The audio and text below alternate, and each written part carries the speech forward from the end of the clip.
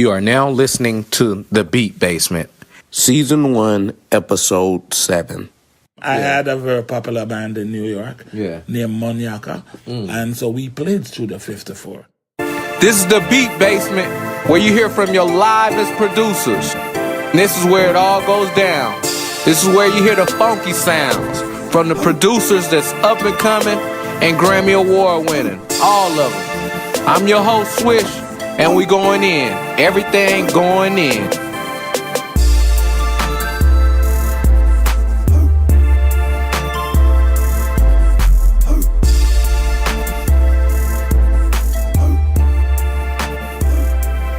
On this episode, we have Errol Beats of Island Groove Music. He getting deeper in the game, y'all. He has 4 albums. He's working on his 5th album right now. He's doing jingles, producing music for his artists and other artists that wants to work, man. He does reggae, SoCa, dancehall, rap, you name it, man. He does it all, man. What's up, Errol? How you doing, man? Welcome to the show. Great. Everything is great. All is well. Yes, man. So, respect, man. Every time. Yes, sir. Yes, sir. Yep. So tell the listeners a little bit about yourself. I'm a musician, firstly. Been in the game for a long time. Maybe since about 1973. Ooh. Yeah. Ooh, you've been doing this for a long time. Yeah, New York back in the day. Yeah. So studied music in City College in New York. Yeah. And studied recording engineering at the Recording Institute of America. Damn. And What? had a lot of on-the-job training by working with other people. Yeah. And sitting in other people's sessions from time to time. Yeah. And moved to Atlanta in 87. And I built my own studio. Tight. And started to work on projects. But I was still going on tours with other artists. So my studio endeavors were not consistent. Yeah. Because sometimes people will be calling me, but I'll be in Japan or someplace else. So that never took flight the way I'd planned. Yeah. But I'm still working on that as we speak now, that I'm home more. Yeah. I'm not touring as often. Yeah. So now I'm kind of, you see, my studio was in a warehouse downtown. Yeah. But we lost the lease. Yeah. So I had to put everything in storage and just brought this in my house to just keep working. Yeah. But shortly, I am now making plans to find another spot.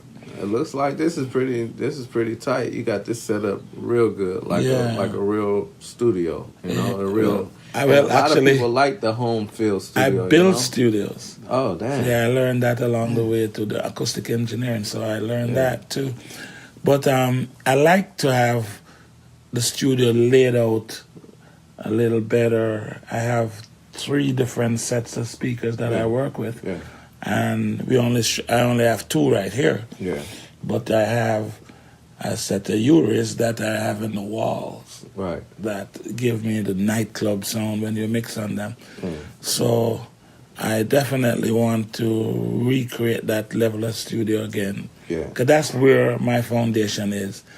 The home studio with the small monitors is nice for some things. Yeah. But I like the big studio feel. Yeah. I can't do without that. Yeah. Yeah. Especially for reggae. Yeah. I like to hear the low end. Yeah. And sometimes not even hear it, but just feel it. Yeah. Yeah. And so you can get that level of sound to me. Yeah. I can't get that level of sound in my circle without some, maybe at least some 15s. Yeah. 18s is preferable, but some 15s. Yeah. So I'm gonna build that back. Okay. Okay, that's what's up, man. How was going to school for music? How was that experience? Now that was very, very, very, very interesting to me because my mother wanted me to learn civil engineering. So when I went to college, I went in there to learn civil engineering. Yeah, that's where the money at. Yeah, so, well, actually, music has maybe more money than that right. too, you know? Yeah. But unbelievably. musicians are always getting a fight Yeah. from the rest of society, you know? Right. Because when you go into a nightclub, you'll see engineers in there, you see doctors in there, everybody getting their groove on. Yeah. But when they leave the nightclub and go back to real world, they wouldn't want a recording studio next door to them. No. You see? So if we don't have places to work and build these music, where are they going to get the music from? Right.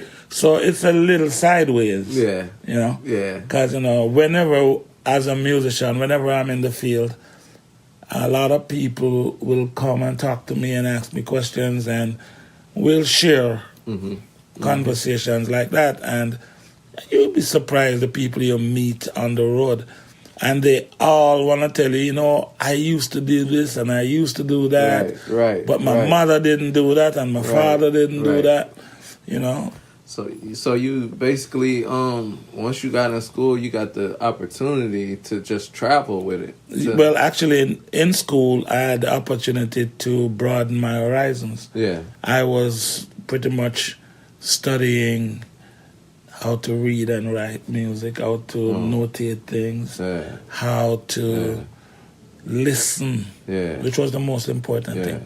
I did a couple of music history classes where I had to learn how to listen to a piece of music and analyze it. Yeah. And just by analyzing the music, how it's structured, what the key would be, what the tempo is, what the beats per minute would be, which era the music comes from, and all of that, was able to do a lot of that. That's all right. That's real deep, man. That's real deep. And man, a lot of these listeners and people that love music, you know, and really need to study it, you know, in order to make it, you know.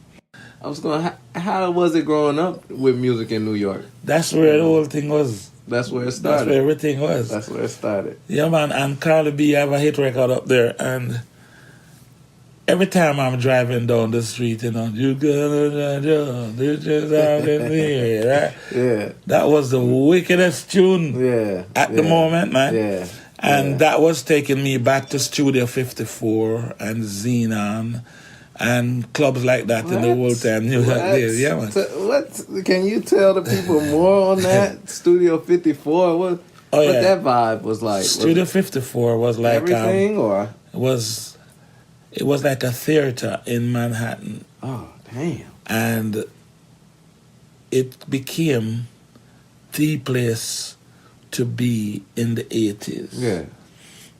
You could go into Studio 54 on any given evening and be hanging out with any given superstar. Oh, wow. Between music, movies, anything. Yeah. Because everybody in Manhattan, especially people who live in Manhattan, would be in Studio 54. Oh.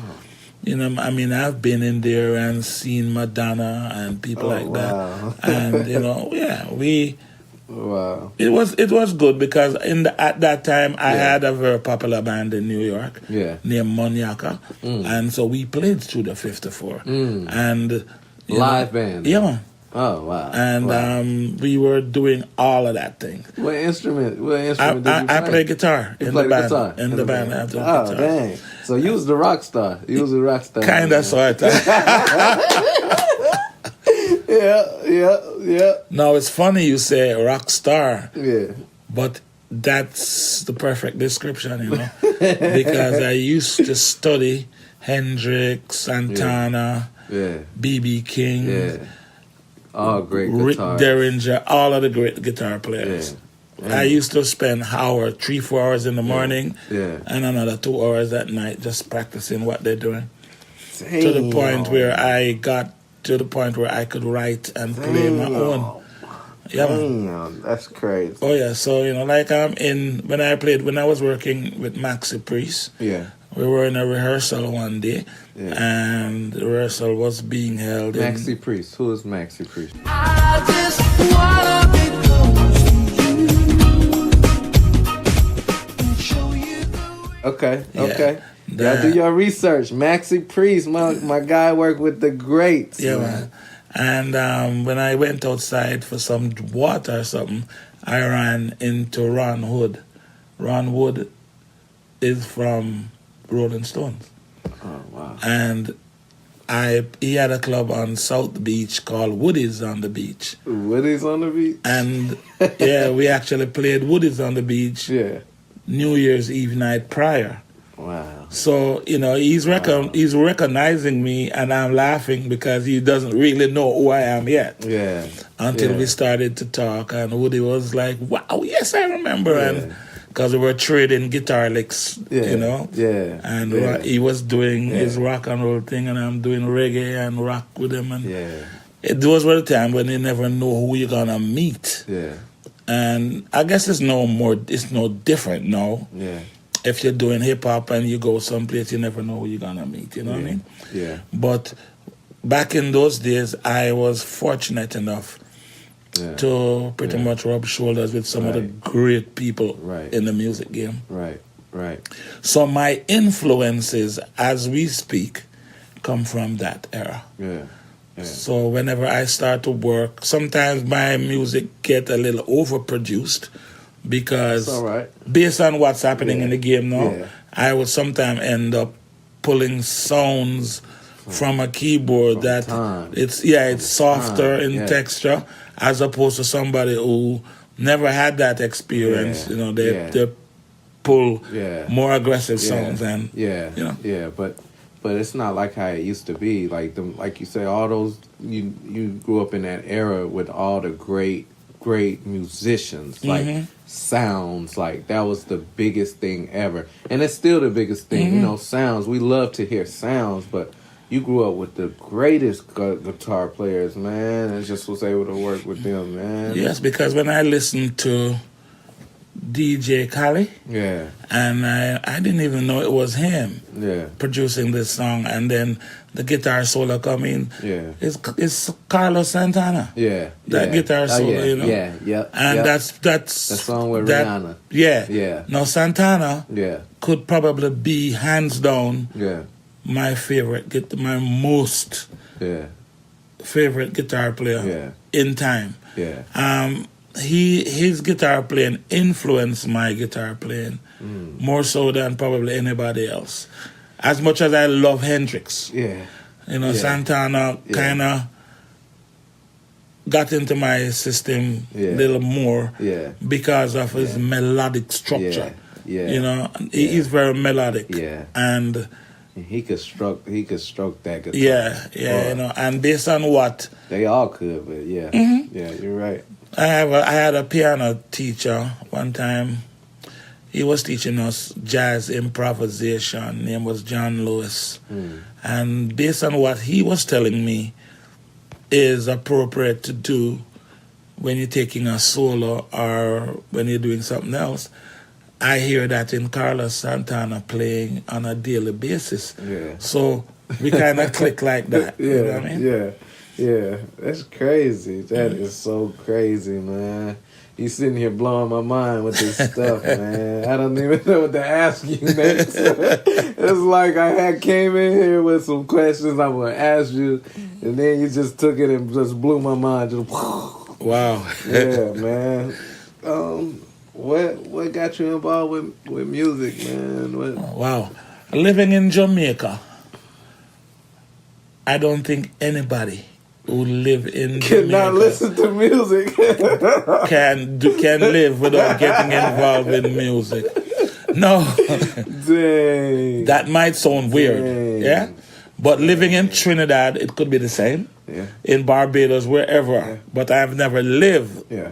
on any of those islands. Right, I've only visited them. Right. So I can only speak for Jamaica in this case. Right.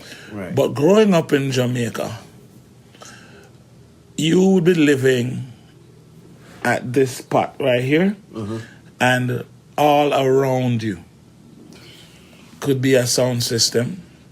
Most times it's a sound system because the bands, the musicians, them would be a little more widespread. Yeah. Because based on where they have to rehearse, or they probably live in the same neighborhood, Yeah. but you don't really see them playing, Right. unless you would go to where they But you rehearse can at. hear it all day long. But when you wake up in the morning, your neighbor might have their radio on, Yeah, and it's yeah, always loud. yeah, So yeah. you'll be hearing Yeah. one radio station over Yeah. there, and then somebody drive past, boom, boom, boom, boom, boom, another set of Pick up music. another sound. Yeah. So the music is just contagious, Yeah. poisonous, yeah, you know? Yeah. Yeah. You could wake up one morning and hear the church down the Yeah. end of the block. Yeah. And then putting Yeah. on some wicked gospel Yeah. singing, you know. Yeah. Yeah. A little guitar man Yeah. playing a Yeah. tinky tinky and the church people singing them so loud. Big music, you know. Yeah. Yeah. And then by the Yeah. time you walk up to the next end of the block, Yeah. there's a bar. And there's a jukebox in the bar. And then you hear another set of Yeah. music. 'Cause the Yeah. jukebox Yeah. music. Yeah. I think the jukebox was probably more responsible for record sales on that island more so than any other situation. You know, in New York when I lived there back in the day, Yeah. the biggest radio station, quote unquote black Yeah. radio station, Right. was WBLS.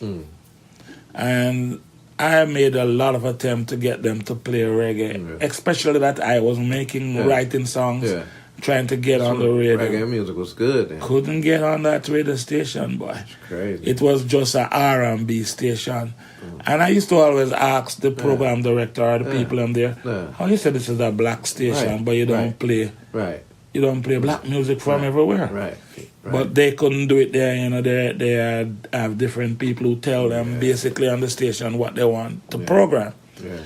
But the first time they played a song for me, the band that I was in, that went What band was that again? Maniaca. Maniaca. Yeah. Style, eh?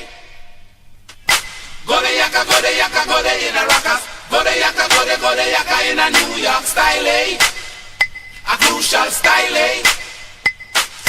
Go the yaka, go the yaka, go the in a rockers. Go the yaka, go the Well, do that mean something? Yeah, it means good luck in Good luck. Swahili. It means with the help of the spirit. Ooh. And boy, that song took off like jet. Ooh. We couldn't catch up with it, man. All over the world, that song became number one thing. And Who's your favorite Jamaican artist of all time? of all time? Yeah. Yeah. Of all time. Mine is Bob Marley, but I like Shabba Ranks too. But Peter Tosh is mine. Peter Tosh. In terms of a solo artist, it would be Peter Tosh. In terms of a group, it would be Third World and or Inner Circle. Okay.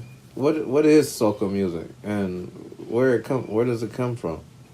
Soca. Yeah, dance hall and soca, and all of it. The soca music now, I am not even sure which of the islands it came out of. But it came from. But it came from one of the other islands. Yeah. You see, Calypso, we have to attribute Calypso to Trinidad.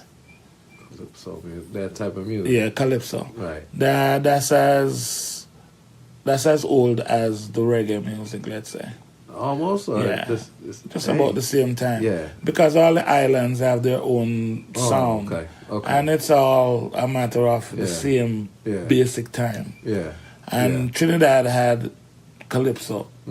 That's the land of Calypso, actually. Oh, okay. Okay. And so all the other Caribbean islands would be playing Calypso or making an attempt to play Calypso. Jamaica including. But Jamaicans figured that we want our own sound. We want our own things. Yeah. So they started to develop a different sound. And Kind of mashed it together. No, we No? went straight New Orleans. Oh. You see, New Orleans had a had the rhythm and blues sound, Yeah. and the bebop type of sound, Yeah.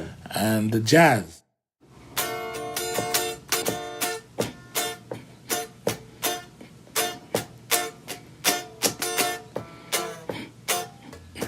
Anybody can pretty much feel the vibes. Yeah. Thank you. Thank you. Thank you. Thank you. Thank you. It's the cook up in the beat basement.